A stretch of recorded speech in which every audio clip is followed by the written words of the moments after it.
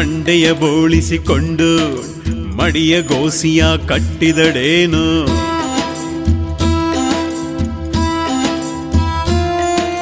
ಮಂಡೆಯ ಬೋಳಿಸಿಕೊಂಡು ಮಡಿಯ ಗೋಸಿಯ ಕಟ್ಟಿದಡೇನು. ಕಂಡವರಿಗೆ ಕೈಯೊಡ್ಡಿ ಬೇಡುವ,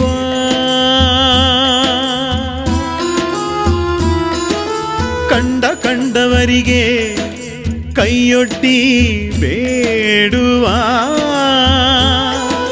ಭಂಡರನೊಲ್ಲ ನಮ್ಮ ರಾಮನಾಥ.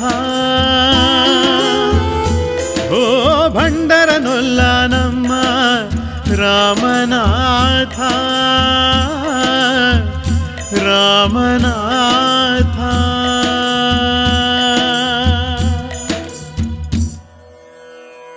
ಪ್ರಸ್ತುತ ವಚನದಲ್ಲಿ ಸಮಾಜ ಸುಧಾರಣೆಯ ಬಗ್ಗೆ ಚಿಂತಿಸುವ ಮನೋಭಾವ ಮೈದಾಳಿ ಬಂದಿದೆ.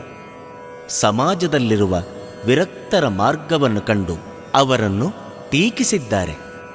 ತಲೆ ಬೋಳಿಸಿಕೊಂಡು ಶುಭ್ರವಾದ ವಸ್ತ್ರಧಾರಣೆ ಮಾಡಿದ ವಿರಕ್ತನಾದವನು ಧನದಾಸೆಯಿಂದಾಗಲಿ ಭಂಡತನದಿಂದ ಕಂಡವರಿಗೆ ಕೈಯೊಡ್ಡಿ ಬೇಡುವ ಕ್ರಿಯೆಯನ್ನು ಖಂಡಿಸಿದ್ದಾರೆ. ಇಂತಹ ವಿರಕ್ತರನ್ನು ಈಶ್ವರನು ಮೆಚ್ಚುವುದಿಲ್ಲ ಎಂದಿದ್ದಾರೆ ದೇವರ ದಾಸಿಮಯ್ಯನವರು.